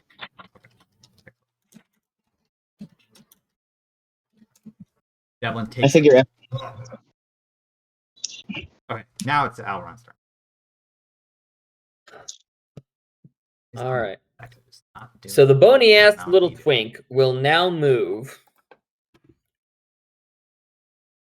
Alveron is 40% ass by volume. That's what I guess. We could say that maybe you just knocked some of them into Literally the just water, every single. at which point they died, if that makes you feel a little bit better. I just wanted to clarify. No, I would rather grievously Someone died. injure everyone with my Someone lack died. of ass. Quite frankly. I would like the fact that Alveron has not lifted anything heavier than his own ego in his entire life to be the cause of death of whoever collides with his star chamber. When That they is write preferable to me. that pirate's name in the obituary, it's just going to say Hank Hill ass syndrome. Oh, no acetol syndrome. No acetol syndrome. Attack. That hits. Does hit. Oh yeah. Yeah. Okay. How you want? And that Cutlass? was. Oh! It just needed Any like hit. one good hit from an actual magical weapon to die. So, not to showboat, but Alveron, his ass still tingling from his last kill, will. That was purely for for Charlie's laugh and Marisa's silent shame. Alveron will duck beneath the coils and the tentacles, slipping through. Will make it to the kind of center of this thing where everything writhes out of it. And wherever that seafoam green glowing heart is, that is the center of this creature, with a quick prayer to the god of the sea, Alveron will just slam the rapier home and reach in with his own hand into the wound to reach into the heart of this creature for whatever lies at the center of it. And Alveron will stay there as he waits for this thing to stop moving. Right. Under his rip, the creature lashes once, twice, before everything starts to fall limp. It gives one last.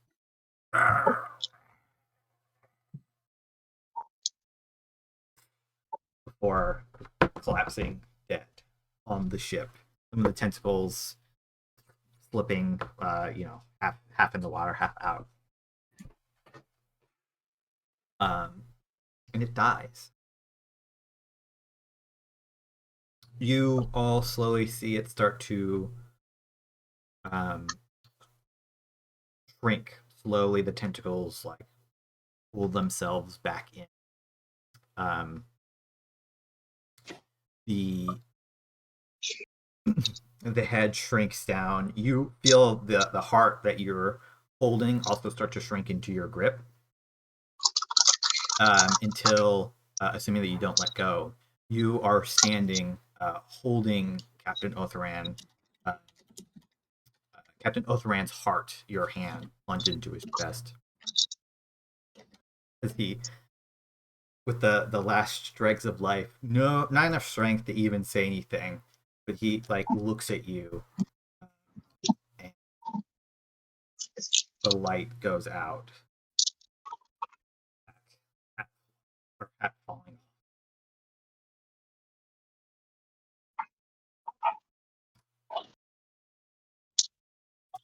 Everyone, all these crew members just are looking around, picking themselves up off the deck of the ship in some cases, going to attend to their fellows, trying the best they can to, tend to the wounded as the battle has ended, rather. I would like to spend the last of my lay on hands pool on Kojan. Kojan, you can have points back. Kojan's is the best out of all of us. Yeah, Are they seriously. missing at least 10 hit points? Huh? Are they missing at least 10 hit points? No. 5. Okay, I'll give Kojan 5 and Uba 5. Aw, thanks. Yeah. Medea worries about Kojan.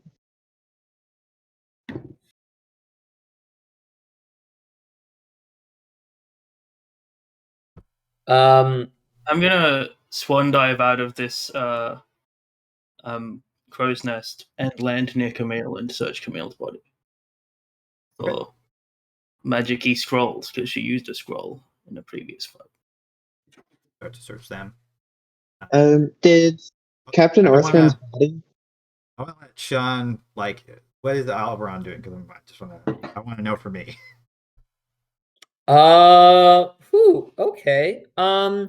So Alveron basically, I'm sorry, is this some I'm sorry, I know we referenced Raiders of the Lost Ark earlier before the stream This kicked is off. a bit of But a Temple of Doom style? Is this it's more like the wounds on the Kraken's body seem to have transferred over largely to Captain Orthoran's body. He's cut everywhere, and he retains the wounds he had previously as well. So he's cut everywhere. There's a giant gaping hole. It doesn't feel like you your hand has plenty of room to move around.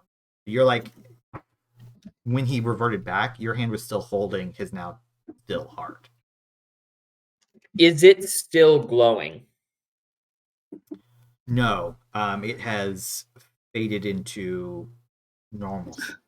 As well, the light that used to surround his eyes for the entirety of this battle is completely gone, as well as the life within.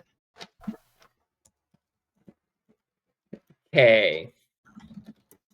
Wondering if this crosses any of Sulveran's lines, but to me this makes sense. So we'll see where this goes. I will remind you that Sulveran was the only one who stuck around with Uba in that first session. Second session, when we ruined the other person. So I don't know what lines we're worried about here. We'll see. It's more like, listen, you've been on Alveron's ass about hey, so on your moral development, have you considered? This is true. This is So that's why I'm thinking it. But technically, I think for the bounty, we need to bring back Orthoran, and to prove that we have brought back the pirate dead or alive. But his soul belongs to Semillus. And his heart was the thing that was transformed. So with my hand still in his heart, just Is his because he had more of a saber type sword, correct? Yeah, he had like a cutlass. It was like, less refined than your rapier. Because he used like strength, but it certainly could be used a little bit more dexterous. His rapier Gotcha. was in his hand when he reverted back. It is now his grip is loosening and he has dropped it.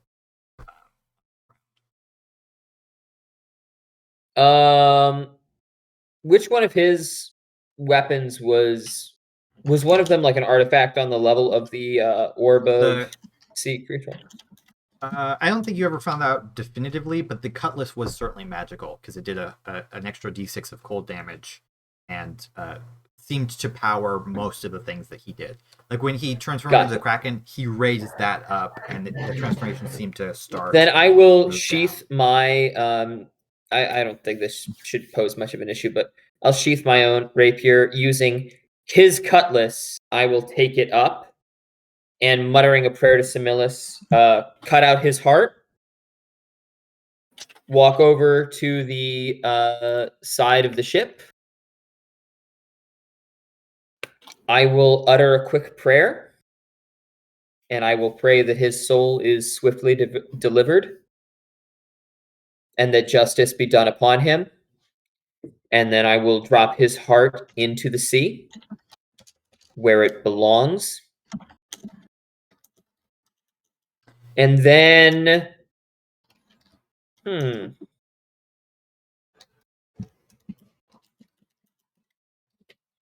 I suppose we need to get the ship in order and be ready to tow her back to port. As you're thinking about this, the heart hits the water immediately. Is just it seems to stink like a stone and like dropping. And you all feel the storm above begin to dissipate. Hey, that's my storm. It begins to dissipate. Didn't you capture it? Yeah. Unfortunately, you can't beat out a god here. I apologize. Sounds fake. Rays of light opening up, and you see off the as the winds kind of change hitting your back, you see off the side far in the distance a pale glow, and suddenly, quickly, a ship materializes out of this pale glow. Spectral, ghostly, not quite fully corporeal. And it is at first gliding along the water, but then it seems to launch itself northward, and so that it is now flying, hanging in the air. Looking up, you can see crew members, ghostly but not ghastly. They seem normal apart from their translucentness. A large figure, smaller ones. They're kind of looking over the decking, and you feel this as somehow, somewhere in you, Alveron, you know this ship is collecting these souls. They're being brought up. All the souls who have just died here to later be judged, and you know that the captain's soul is taken away. The captain, who seems to you somewhat a young woman, looks down at you, takes off their hat, and gives you a wave. And all the crew is staring up at this, but eventually the moment passes. The ship swiftly moves off until they're out of sight.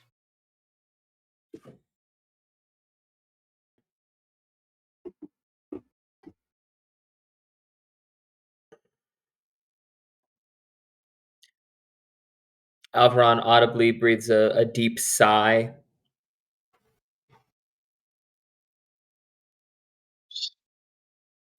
Hopefully you don't have to worry about being hunted anymore. After taking that moment to collect himself and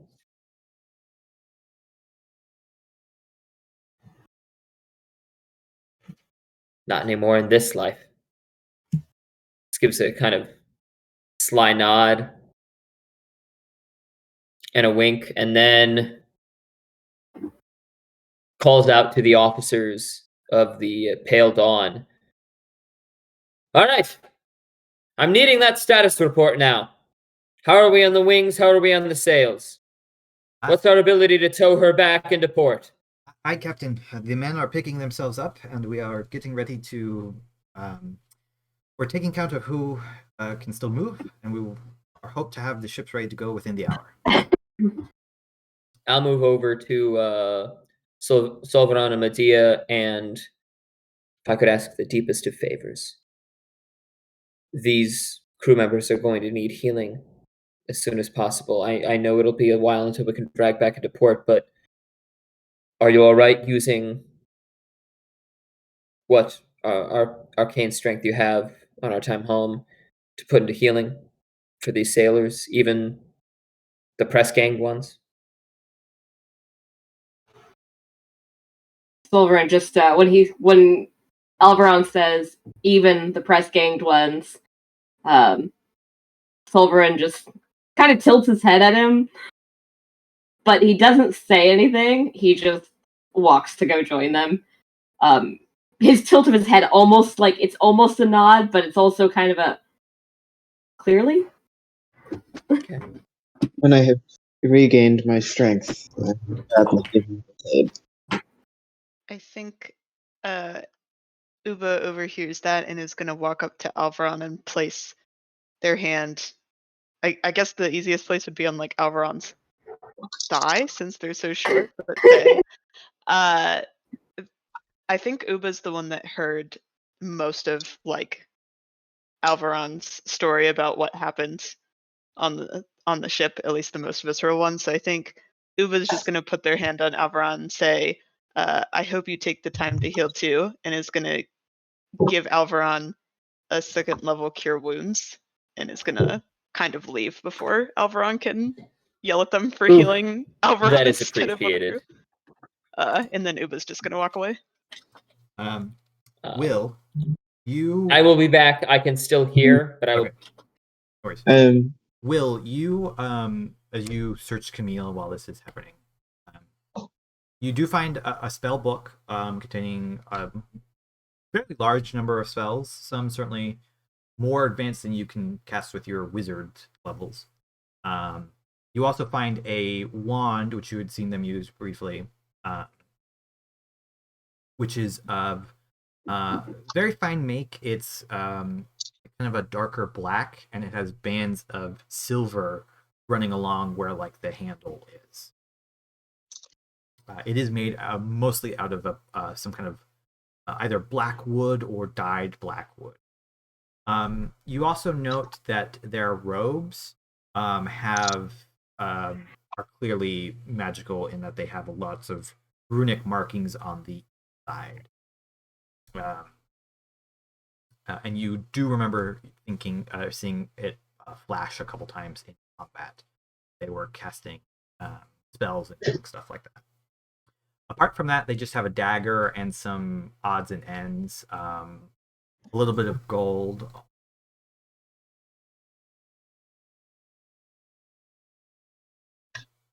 I'll ask some of the Zuthana's guards to bring all the They had about bodies 240 together. gold on them. I'll ask the Zuthana's guards to bring all the officers' bodies together. Okay. And we'll let the rest of the party know that I'm gonna go through and look at what they're carrying that's of any significance, and I'll cast detect magic first to I meant on the other ship, but that's fine. Let's just move them to you. Yeah, that's all right. So I'll cast detect magic as a ritual first to find all the magical items across them, and then I'll just spend the rest of the trip casting identify on each thing, unless Alveron asks Will the ritual identify. Unless Alveron asks Will to do some healing, in which case I'll also just use the rest of my spell slots to heal various people. But that's only two healing points. So. I think we have enough dedicated healing. Will, it is appreciated, but the thought is just to get everyone stabilized at the very least.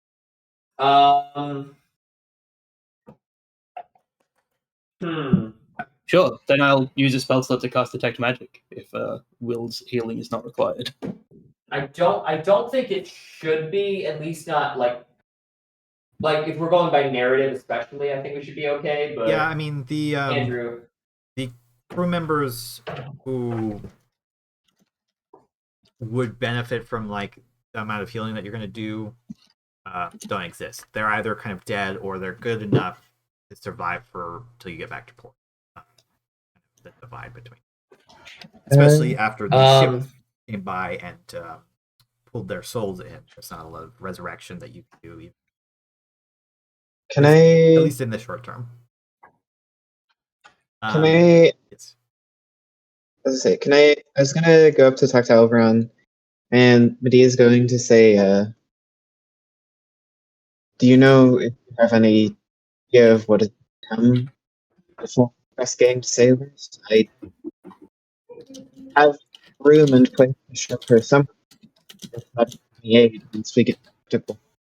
Sara, I'm so sorry. That's coming through really broken up. Can you say you're again? Slightly choppy. I think I got it. They want to know what you plan to do with the press gang sailors, because I think because they could recruit them was the idea. Well, it's Medea saying, am I still coming through choppy? Sounds better. Okay. Medea's essentially saying, like, when we get back to port, I could give shelter to a number of them. They need not stay, but I can provide housing. If that is of any aid. Would be of aid in the short term. My thought for the press gang sailors is to offer them a chance at service aboard the Pale Dawn as recompense for their, not recompense is not the right word, but my thought is essentially you were press ganged onto a slaver ship and you were forced to do things that you would not have done. Your years of service then above the Pale Dawn will be counted as honorable naval service, and then that way you can either apply into the Sultana's Navy or strike out on your own, but you will be offered a clean slate if you serve a certain term above the Pale Dawn as a paid, fully fledged sailor. So I think while we're in town, Medea, or while we're in the main city, there might be a trial, and we might have to advocate on behalf of these people. During that time, I think that's absolutely going to be welcome. But do you mean more long this term? A little bit between sessions as well, because that's the kind of thing that we will definitely skip over. As interesting as that is, I don't think we need to role play through a trial unless you guys. The minutia of military law and everything else, probably. I will say my intention. We bring over the Blackened Skies, flag, and bring over her motifs and all proofs of her. None of them register with Will's magic, correct? Or does the ship itself register as magic besides the, Good question. Why don't we'll swap it over. Will, you finished casting Detect Magic. The officers do have a number of magical items on them altogether. You do also, just thinking about Alveron's question, the ship is not, the Pale Dawn, Blackened Skies is not magical itself, but you can see an attunement to something, to an item. The anchor doesn't seem to be present at this exact location. Sure. I mean, Will is going through and doing a lot of looking at things that are magic. So unless someone is asking her specific questions, she's probably very cataloging stuff in her quartermaster brain. Okay. Doing that real quick, there are 2 battle axes, one on Gary, one on Thema, which register as magical. None of their other equipment is magical, although they have some, I'm not going to list all their mundane equipment, because I think you guys care that much. Yorvis Danis, his longsword is magical. as well as his studded leather armor.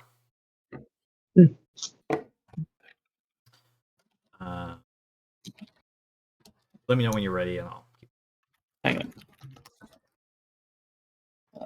Do battle axes. Longsword and studded leather. Albeld's rapier is magical. He also has a number of poisons on him, or at least vials, which you think are poisons. They don't look like potions. Those are the two things of interest on him.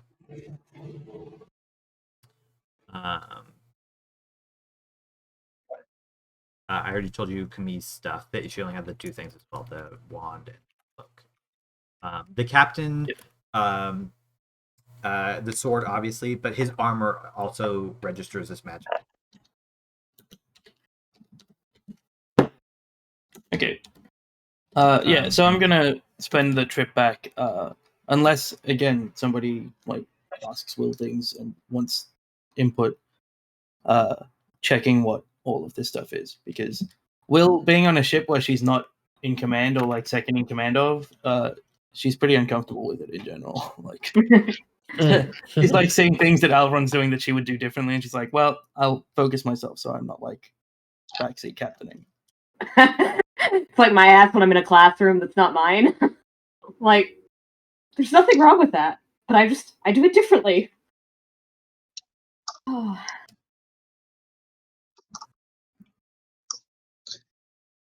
Sure, and then I'll just identify stuff. So. Medea will start doing what they can to heal, but otherwise just going to take a long rest. Nothing significant. Okay. Just want to make sure, yes, for narrative's sake, Alveron does want the Blackened Skies sunk. He wants to bury it at sea. He wants to make sure that this ship can't be used to hurt anyone else, even if it was reappropriated or whatever else. There's just something karmic. Call it cursed, call it sailor's superstition. Once the anchor has been found and that has been resolved, wherever deep sea is that they can find, Alveron's goal is going to be to get all the crew, get all the materials off of that ship, burn it, and let that blackened hull sink into the ocean. You want to do this? So what we need to do to get to that point? You want to do this before going back to the city? Yes. The ships haven't taken. It should not ever come back to port. So okay, good to know. But we will take the proof of it. We will take Herman. We will take. I will. Her. I will give you a list of what cargo it has, because your ship's a little bit smaller and you have your own stuff on it. You won't be able to take everything, but you probably won't want everything. So I'll give you a list of that later on. But we'll assume that you take the stuff that you want and can take onto your ship. Fair. Everybody can long rest at this point. The battle is over. You do spend some time finding the anchor. You have to talk to some of the crew, the press king sailors and stuff, but they remember well enough where it was put to lead you back to it. It's not too far away. You don't think that the captain was really planning on using it. This was make or break for him, but he didn't want to keep it with the ship either necessarily. Just in case something happened. So you are able to find it. You are able to recover that. It is. It's not made of metal at all. It's entirely a living piece of sea coral in the rough shape of an anchor. And in fact, the crew tells you, the crew of the Blackened Skies tells you that it needs to be slightly submerged in the water at all times. Otherwise, it seems to lose its magical properties over time. So basically, it can't be used outside of the sea.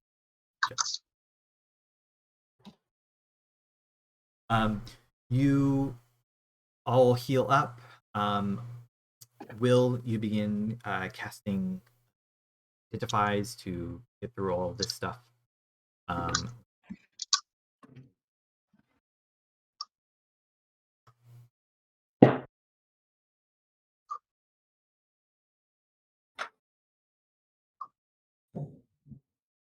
So the battle axes are just +1 battle axes. They're very nicely made, but they're not otherwise special beyond those basic. They are identical copies of one another, so that's maybe interesting. But again, they're not otherwise.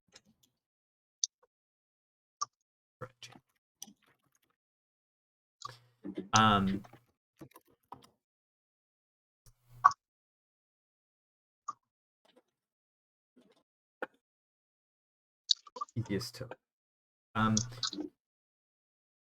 Camille's wand is a +1 wand of the War Mage. So +1 to spell saves and DCs. For a wizard, or you have to be a wizard to do it. Maybe I'm wrong about that.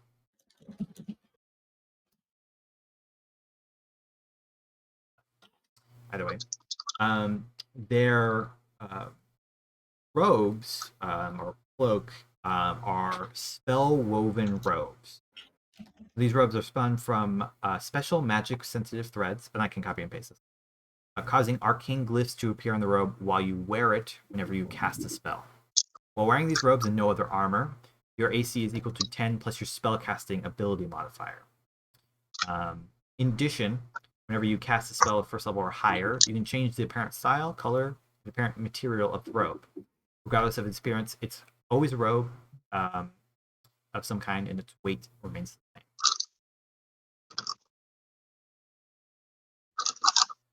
So those are her two things. The spells, there's a bunch of spells in them. I will say. I will say, you already know this, but it ends at 5th level. It will take you some time to decipher it because identify didn't really.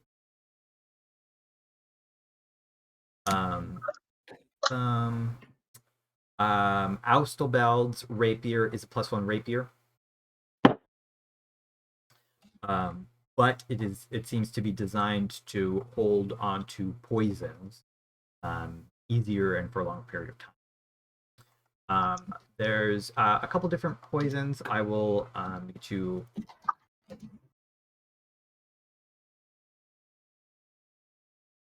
It'll check how much.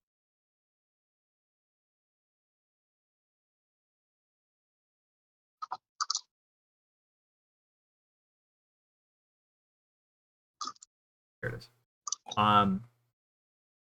Sorry, I totally got that mixed up. The rapier is just a +1 rapier. The short sword is a +1 short sword that seems to be able to hold on to poisons when you coat it. They don't wash away very easily.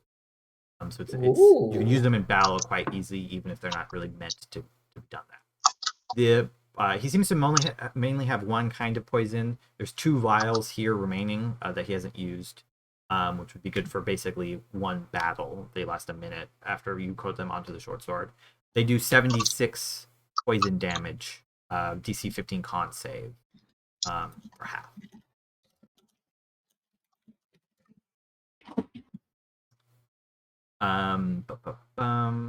Yorvis Stannis's studded leather armor is +2 studded leather. With no effects other than that, but it's very nice, very well cared for, and it is fashioned and inscribed with various symbols from Norlander culture. So it's got depictions of kind of worked, stitched into the leather, very stylized depictions of eagles on either breast. Although that was mostly covered by like all the other clothing he was wearing. So it's only apparent once you start to take that off. His long sword is a +2 longsword. There's no additional enchantments beyond. It is very keen, very straight. It seems to be made of steel, and you suspect it's from the Sivkal Mountains. It even retains a little bit of coldness to the touch, although it does not do cold damage. The longsword also has the same stylized depiction of an eagle on the pommel, which is just kind of simple steel, apart from the etching. the material. Now for the big two.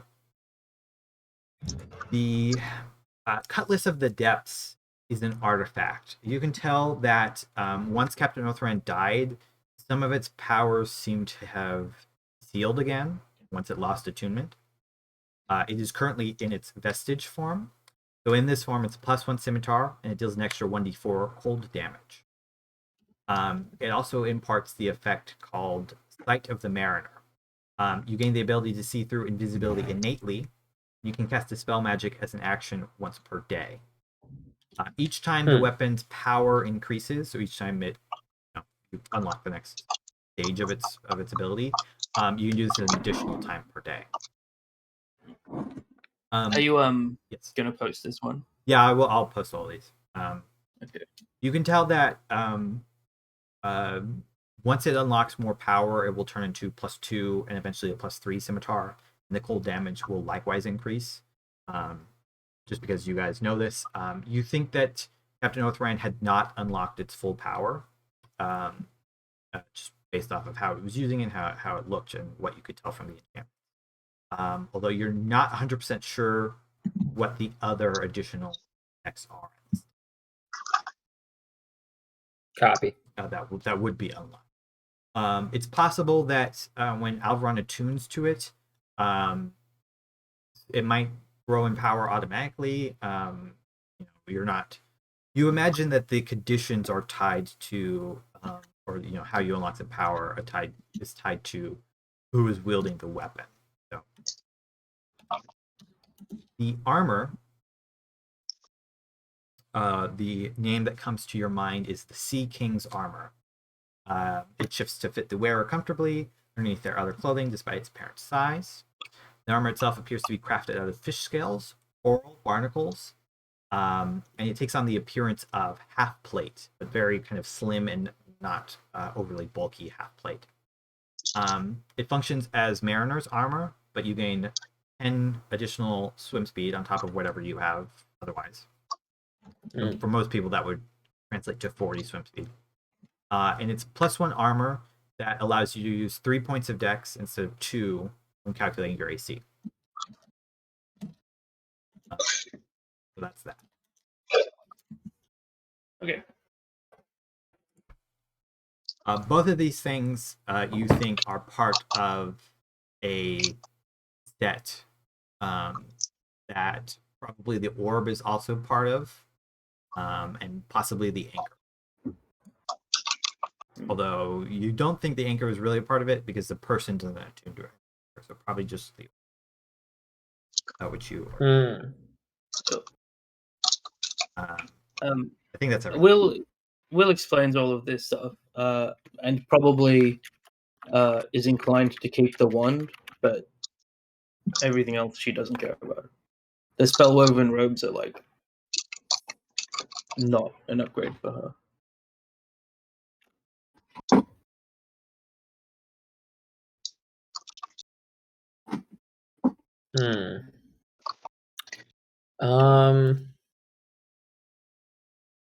I mean, I think most of these can work out like in downtime, as we're like just so we're offline and so we're.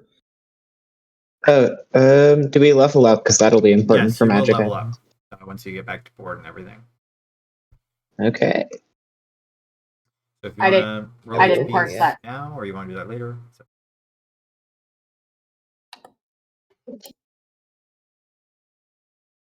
Well, is the session ending now? Or yeah, we're gonna wrap up here. So I will finish on narration. You guys eventually take what you want or need from the holds of the Blackened Skies, including. There are a number of like. Captain Orthoran had a journal in the captain's quarters. Did you want to take that? Yes, 100%. Taking his journal. His in general, his captain's quarters and whatever else I would have scrubbed before we sank the ship. Got it. Take all of that. You take all the gold that they have stored. Anything that looks valuable or interesting, you bring aboard the ship. Especially any maps Okay. would be noted on sea routes for, I'm guessing that Orthoran had taken the established piracy routes of before and nailed them down. So I would love to know exactly what corridors pirates are using in my seas. You take all these maps, take everything. You again, you've already found the anchor, and then you sail off for maybe about a half day to the deepest parts of the Raised Sea that you can find. To go to deeper waters, you would have to spend another 4 days probably at sea. So you find the deepest waters nearby, and you do you torch it, or do you blow it apart with your cannons? No, we torch it. It's a burial at sea. All the crews grab Probably the bodies of the regular pirates, not the press gang ones, are aboard the ship when we torch it. Okay. Kind of putting them out. All the crew grabs torches. They're kind of all in a line, lit up, and you all begin to throw the torches, firing the deck. The first couple don't light it up, but one kind of catches the sails, some rope, and slowly the deck begins to the fires begin to spread across the deck, building. You begin to sail away as this happens. Eventually, the fire goes to the second deck. Do you leave powder in, or are you fine with it exploding? We're fine with that. Okay. The fires eventually spread down to the second deck until they hit the first powder patch. A big explosion. Some of the deck just flies up in the air. The fire spreads to the lowest deck, where the bulk of the powder is kept, and the whole thing blasts apart in the water. Timbers flying, flipping in the air. Everything landing once again in the water. Some planks still floating, but generally the ship sinking down beneath the waves. Until finally the crow's nest, broken as it was from these explosions, disappears out of sight. The ship is no more. You turn, set sail back for the city of Talonfagon. It takes you a day to get there. You are fully rested and healed up by the time you do. And that's where we're going to end today's session with you guys taking port back in Talonfagon. Ready for whatever comes next. Thanks everybody for watching. Thanks everybody for playing. We're back again next week for hopefully a full session. And moving on to some newer stuff. We'll see where the party wants to go next. I think we know, but we'll probably talk about it right now. But we'll see you all next week. Bye. Bye-bye.